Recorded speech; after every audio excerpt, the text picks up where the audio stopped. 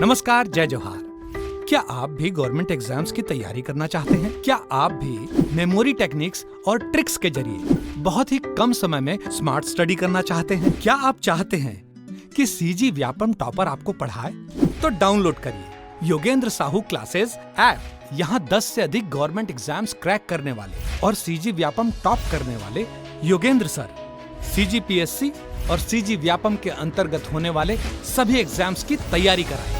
तो डाउनलोड करिए Yogendra Sahu classes app to be the best, learn from the best.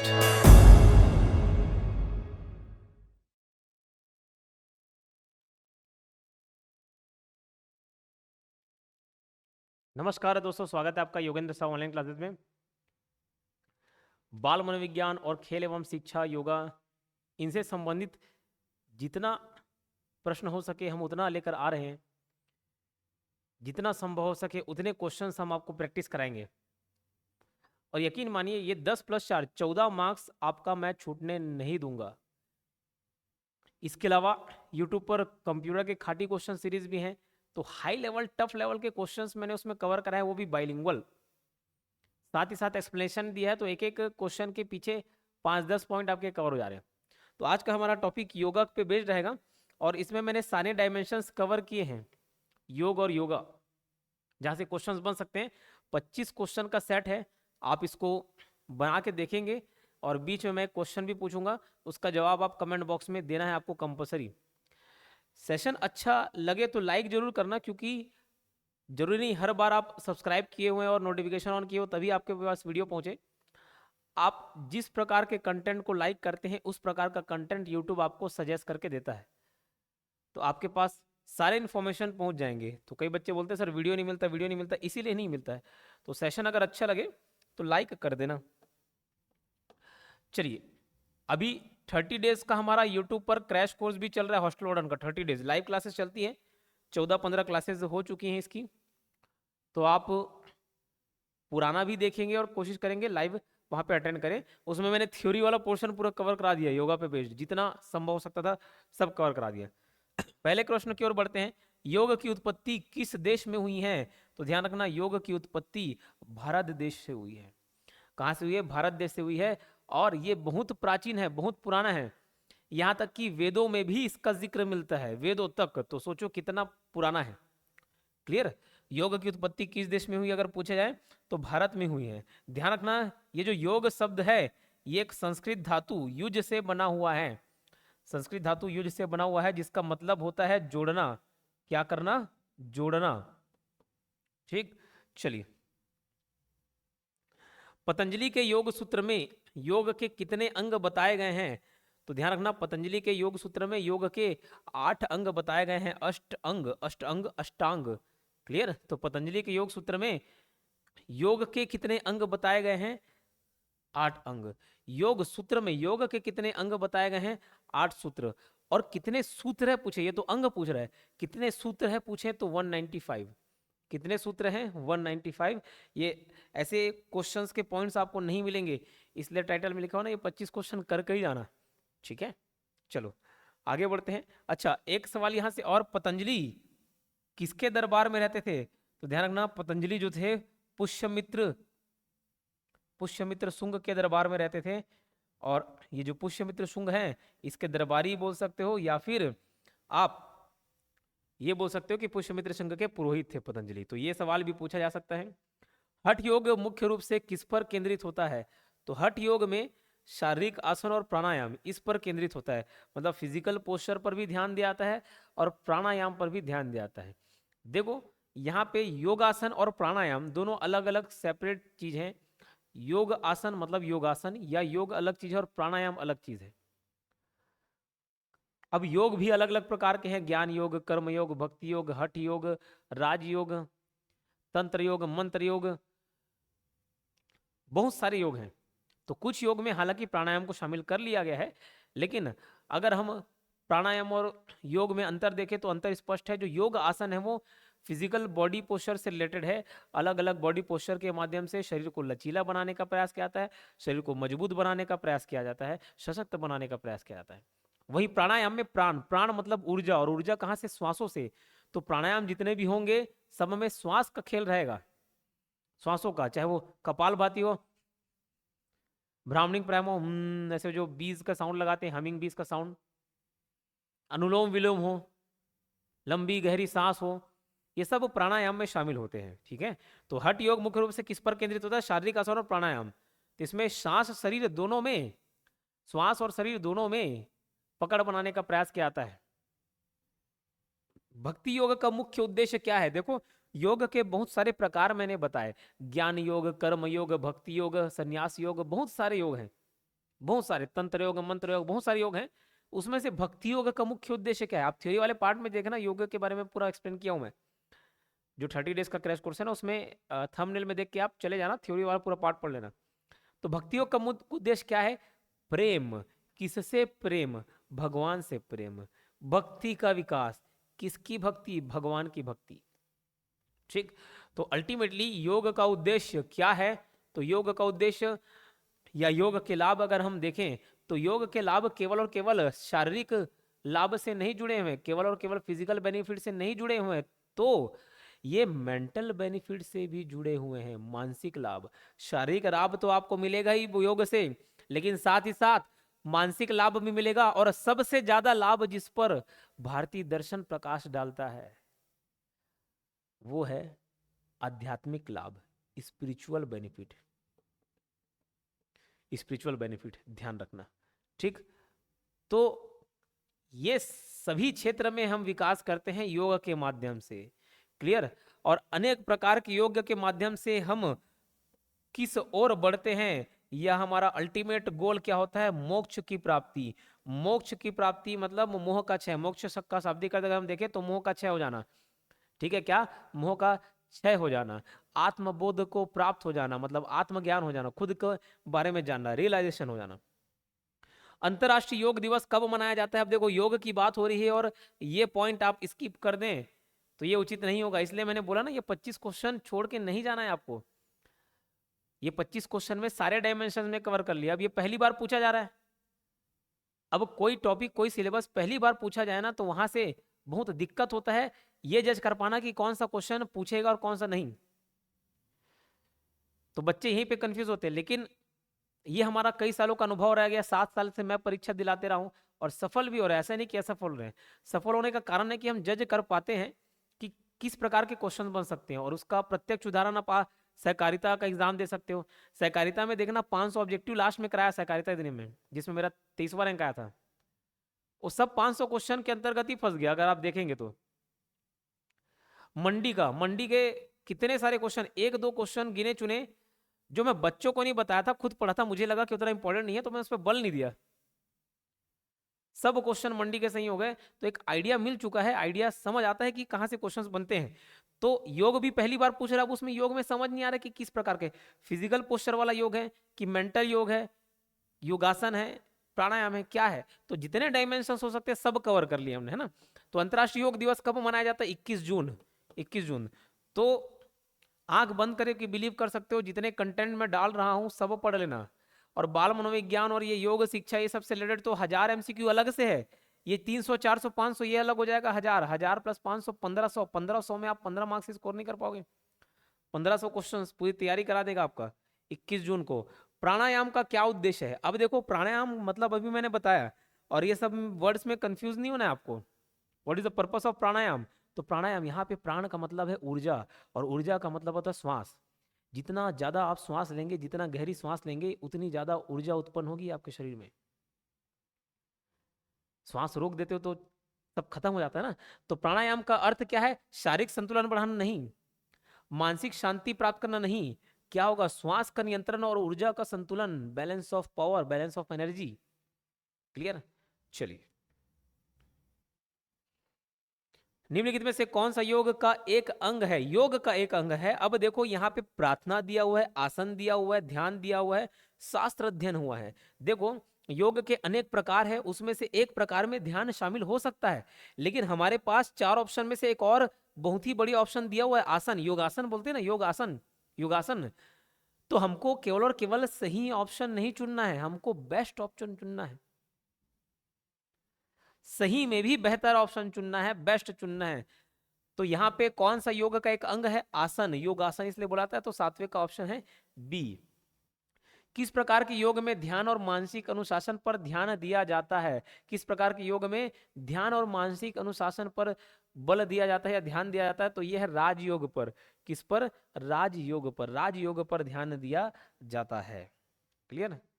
हठ योग में मैंने बताया शरीर, मन, श्वास सब में कंट्रोल पाने का। कर्मयोग में कर्म पर, निष्काम कर्म। कर्मयोग में किस पर बल दिया जाता है? निष्काम कर्म पर।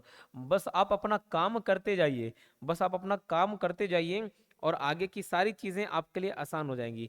अभी भी कुछ बच्चे इतना डिप्रेस्ड हैं, टेंशन में हैं कि सर होगा नहीं होगा, इतना सोचते हैं, सोचने से ही समय व्यर्थ हो जाता है। तो अभी जितने भी दिन बचे हैं आपकी तैयारी के लिए, आप एक काम करना, इस शब्द को याद रख लेना, बेहिसाब। मैं बच्चों को बताता हूं, जैसे सूर्य बेहिसाब रोशनी देती है, कभी हिसाब किया क्या उसने? नहीं किया। जैसे नदी बेहिसाब पानी देती है, कभी हिसाब किया क्या? नहीं किया। जैसे एक माँ अपने बच्चों को बेहिसाब प्यार करती है, कभी हिसाब रखती क्या? नहीं। बस वैसे ही आपको बेहिसाब पढ़ना है। अभी आप मुझसे पूछ रहे हो कितने घंटे पढ़े, अभी क्यों घंटे गिनना, क्यों मिनट गिनना? ये आपका ये जो अंतिम 20 से 25 दिन है आपका करियर संवारने वाला है, और आप उससे पूछेंगे कि कितने घंटे पढ़ूं सर? जितना हो सके पढ़िए बेहिसाब। तो बेहिसाब मेहनत करिए और आपको बेहिसाब लाभ मिलेगा। ठीक? तो किस प्रकार के योग में ध्यान और मानसिक अनुशासन पर बल दिया जाता है? राजयोग पर। तो कर्म योग, निष्काम कर्म करना है, फल की चिंता किए बिना कर्म करना है। आपको भी पढ़ाई बिना फल की चिंता किए, क्योंकि जितना ज्यादा ऊर्जा आप फल के चिंतन में लगाएंगे, कार्य करने के लिए ऊर्जा बचेगा ही नहीं। तो आप कैसे पढ़ेंगे? आप तो अपनी पूरी ऊर्जा सोच सोच के व्यतीत कर दे रहे हैं, बीत दे रहे हैं। ठीक है? तो कर्म योग पर। और भक्ति योग में भगवान की भक्ति पर ध्यान दिया जाता है, चाहे वो संगीत के माध्यम से हो या नृत्य के माध्यम से हो, मंत्र जाप के माध्यम से हो। कौन सा योग ज्ञान और विवेक पर आधारित है? ज्ञान और विवेक पर आधारित है। देखो, ज्ञान और विवेक पर आधारित तो एक ही ऑप्शन हमको दिख रहा है, ज्ञान योग। ज्ञान और विवेक पर आधारित है ज्ञान योग। अब कभी कई बच्चे सोचते हैं अरे ज्ञान वाला शब्द दे दिया सर, तो ज्ञान से ज्ञान आंसर थोड़ी ना होगा। ऐसे सोच के दूसरा ऑप्शन मत टिक कर देना, सर इतना सिंपल कैसे पूछेगा। तो ज्ञान और विवेक के बारे में बात की है तो ज्ञान योग आंसर है। ठीक है, चलो आगे बढ़ते हैं। 10वां क्वेश्चन, कौन सा योग का लाभ नहीं है? तो कौन से लाभ है वो देख लेते हैं, फिर हमको ये जानना आसान हो जाएगा कि कौन से लाभ हैं।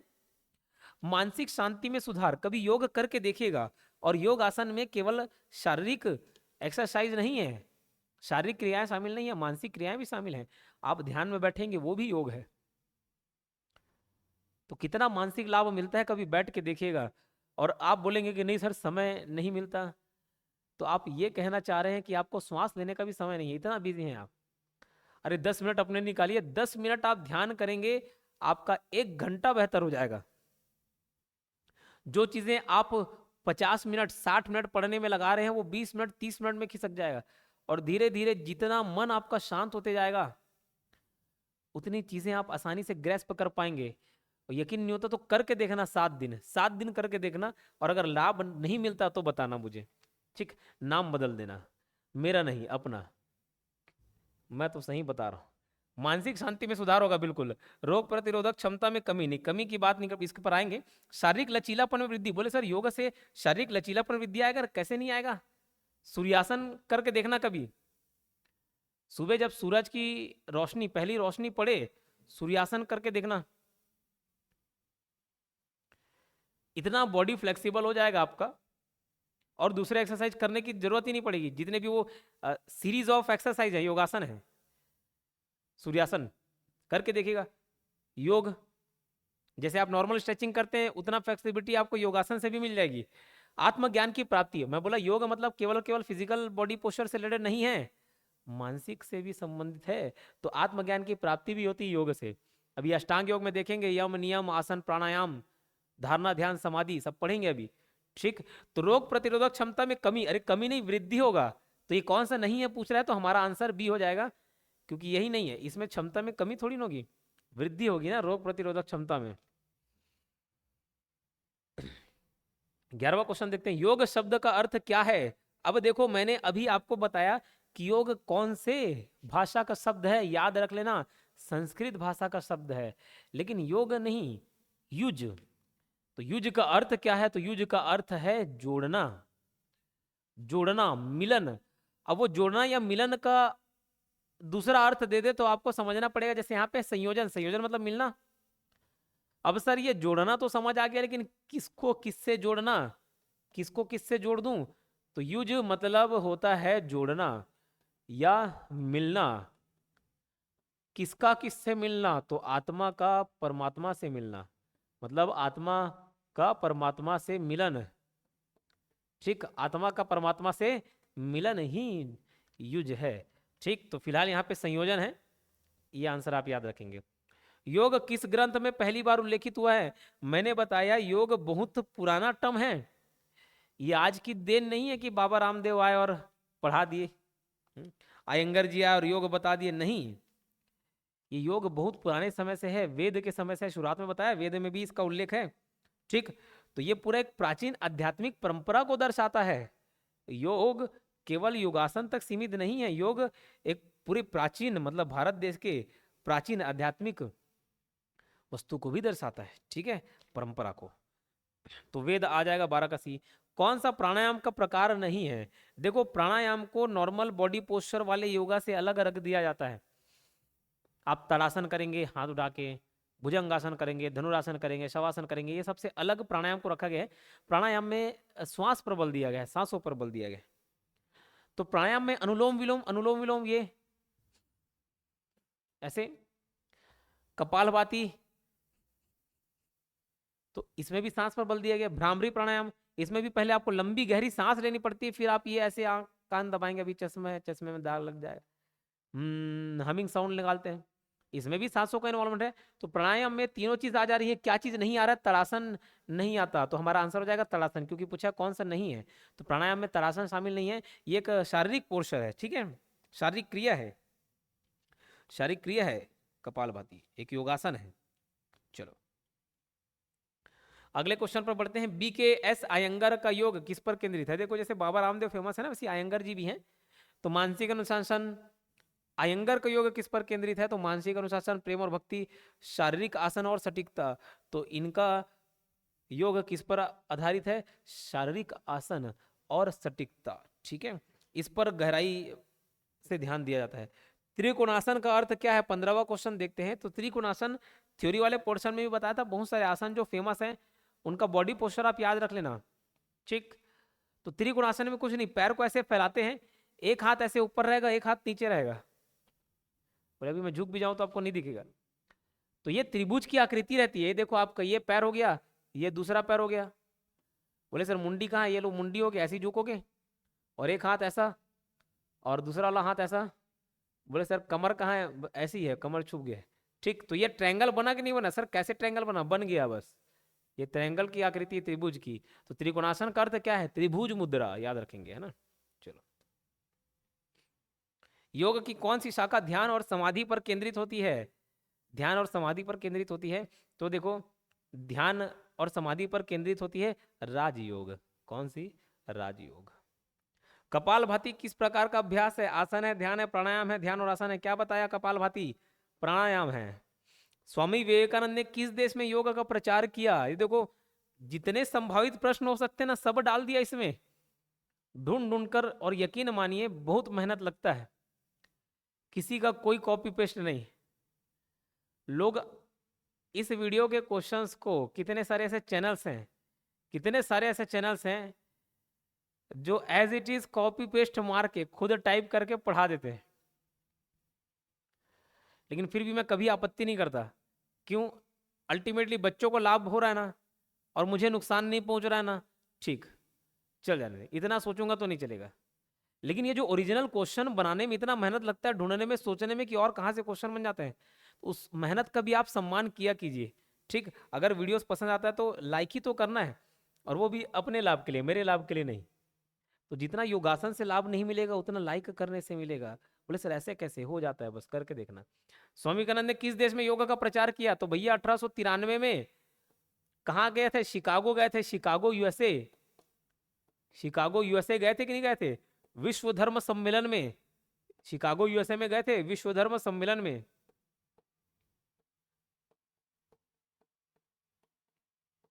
वहां भारतीय दर्शन के बारे में विवेकानंद ने जागरूकता फैलाई, योग के बारे में जागरूकता फैलाई, ध्यान के बारे में जागरूकता फैलाई।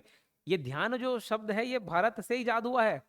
ये बाहर की दुनिया में ध्यान जैसा कोई कंसेप्ट नहीं था, बोले ये क्या है, ऐसे आंख बंद करके बैठ गए चुपचाप। ये ध्यान जैसा कंसेप्ट यहाँ का ही है, विदेशों का नहीं है। मैं बताया एक बार किसी एक वीडियो में मैं कहानी बताया हूँ। मेरी बहन आईटी सेक्टर में जॉब करती है, उनका फॉरेन क्लाइंट से मीटिंग होते रहता है। तो एक लेडीज थी, बात करते करते बोला ठीक है, मैं ही मीटिंग में बैठ गया, चर्चा हुआ तो मुझे पूछी कि हु इज योर गुरु। अब वो बहुत देर तक समझ नहीं आया कौन सा गुरु। मैं बोला मैं ही तो गुरु हूँ, मैं ही पढ़ा रहा हूँ। मेरे को लगा यूट्यूब चैनल से देख के कुछ पूछना चाह रही। तो फिर कंसल्ट मालूम चला कि उन लोग इतने स्ट्रेस में रहते हैं, विदेशी यहाँ गुरु बनाते हैं। कुछ भी दिक्कत हुआ कॉल किए, हाँ अभी ये परेशानी है, ठीक है, वो गुरु उसका सॉल्यूशन देगा। और वैसे गुरु को एक ही क्लाइंट की आवश्यकता होती है, एक ही क्लाइंट में उस गुरु का उद्धार हो जाता है। तो कुछ नहीं, बस वो मेडिटेशन का कंसेप्ट बता रहे हैं, मैं जो आपको बता रहा हूँ, लेकिन अभी मैं उस स्तर पे पहुंचा नहीं होता, आप वैल्यू नहीं कर रहे उसका। चलो कोई बात नहीं, करोगे, है ना। आगे चल के 1893 में शिकागो में यूएसए गए, विश्व धर्म सम्मेलन में भाग लिया और भारत का नाम ऊंचा किया। ठीक है, तो किसके बारे में उन्होंने चर्चा किया? वेदों के बारे में तो किया ही किया, हिंदू धर्म के बारे में तो किया ही किया, योगासन के बारे में तो किया ही किया, योग का प्रचार किए। और कहाँ जाके किए? अमेरिका में किए। क्लियर? तो ध्यान रखना, योग और वेदांत का पूरा प्रचार प्रसार किया है। निम्नलिखित में से कौन सा आसन नहीं है? आसन की बात कर रहा है। ये देखो, वृक्षासन, सिंहासन, भुजंगासन, सब में आसन आसन जुड़ा हुआ है, तो आसन हो गई। अनुलोम विलोम अभी मैंने बताया कि ये प्राणायाम के अंतर्गत आता है। पतंजलि के योग सूत्र में कितने सूत्र हैं? पतंजलि के योग सूत्र में कितने सूत्र हैं? 195। देखो ये पॉइंट कहीं नहीं मिलेगा आपको, 195 सूत्र हैं, याद रखना। सूर्य नमस्कार किस योग की श्रेणी में आता है? आसन, प्राणायाम, ध्यान और कर्म। तो प्राणायाम है नहीं, आसन है, एक बॉडी मूवमेंट है, एक्सरसाइज टाइप का ही है, जो सुबह सुबह किया जाता है, तो आसन है, सीरीज ऑफ आसन है, आसनों का क्रम है, समूह है। योग का कौन सा प्रकार आत्मज्ञान पर केंद्रित है? तो ज्ञान योग। अब देखो ज्ञान वाला शब्द आ गया है, अगर ज्ञान योग नहीं रहता तब हम राजयोग पर प्राथमिकता देते हैं, लेकिन अब जब ज्ञान शब्द दिख ही गया है तो हम लोग कौन सा आंसर लेंगे? ज्ञान शब्द लेंगे। ठीक है, क्लियर? तो ज्ञान योग, तो आत्मज्ञान और विवेक पर केंद्रित है ज्ञान योग। किस पर? आत्मज्ञान और विवेक पर केंद्रित है। कौन? ज्ञान योग। योग का कौन सा अंग ध्यान का प्रत्यक्ष अभ्यास है? अब ये ध्यान ही दिया हुआ, ध्यान का प्रत्यक्ष अभ्यास ध्यान ही है। योग के माध्यम से कौन सा लाभ प्राप्त नहीं किया जा सकता? तो कौन से लाभ होंगे? अब अपना बुद्धि का इस्तेमाल करते हुए जितने भी बच्चे ना, सब के सब कमेंट करके बताएंगे। बोले नहीं सर आता है, हम आपको बताना पड़ेगा आपको, ठीक है, बताना पड़ेगा। तो ये 24वां क्वेश्चन का मैं आंसर आपके लिए छोड़ रहा हूं, ध्यान से पढ़ना। कौन सा प्राप्त नहीं किया जा सकता बोल रहा है। 25वां क्वेश्चन देखते हैं, अष्टांग योग के प्रथम अंग का क्या नाम है? तो सारे अष्टांग योग के बारे में मैं आपको बताता हूं। ठीक है, अष्टांग योग मतलब 8 योग, 8 योग महर्षि पतंजलि वाले। यम, पहला है यम, नियम, यम नियम, आसन, प्राणायाम, धारणा, ध्यान, समाधि। 1 2 3 4 5 6 7। यम नियम, आसन, प्राणायाम, प्रत्याहार भी एक, प्रत्याहार, विड्रॉल ऑफ सेंसेस, प्रत्याहार,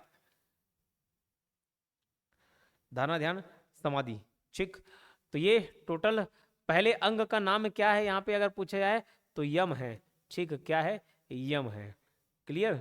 अब मुझे आप ये बताएंगे धारणा, ध्यान और समाधि तीनों में क्या अंतर है? ये थ्योरी वाले पोर्शन में मैं बताया हूँ आपको, ये बारीक सा क्वेश्चन भी पूछा जा सकता है, एकदम क्लोज पॉइंट रहेंगे। धारणा, ध्यान, समाधि तीनों में क्या अंतर है? कंसंट्रेशन, मेडिटेशन, थॉटलेस प्रोसेस, ये सब आप बताइएगा। धारणा, ध्यान, समाधि एक्सप्लेन कीजिएगा, अगर हो सके तो 1 लाइन में, नहीं तो ठीक है मुझे बस समझाना, कमेंट बॉक्स में बताना। तो ये 24वां क्वेश्चन का आंसर देना है और ये बताना है। ये 25 क्वेश्चन का सीरीज कैसा लगा ये बताइएगा। 1000 MCQ सीरीज तो चलेगा ही चलेगा, लेकिन अगर आप टॉपिक वाइज MCQ चाहते हो तो कमेंट करना और ला देंगे। ठीक, क्वेश्चंस की कमी नहीं है, ढूंढेंगे आपके लिए, मेहनत कर लेंगे। 20-25 दिन की बात है, मैं भी सोचता हूँ आपको भी मेहनत करना है और मुझे भी मेहनत करना है। ठीक, तो चलिए मिलते हैं नेक्स्ट वीडियो में। धन्यवाद। चैनल को सब्सक्राइब जरूर करके रखेगा। और एक बात मैं आपको बताता हूँ, टाइम मैनेजमेंट का कोर्स जरूर खरीद लेना। अभी कम समय बचा है, आपके लाभ जरूर आएगा। जितने भी 14-15 दिन बचे होंगे आपके पास, उसको कैसे मैनेज करना, ये टाइम मैनेजमेंट आपको अच्छे से सिखा देगा। मात्र 199 रुपये का कोर्स है। चलिए मिलते हैं किसी और वीडियो में। धन्यवाद।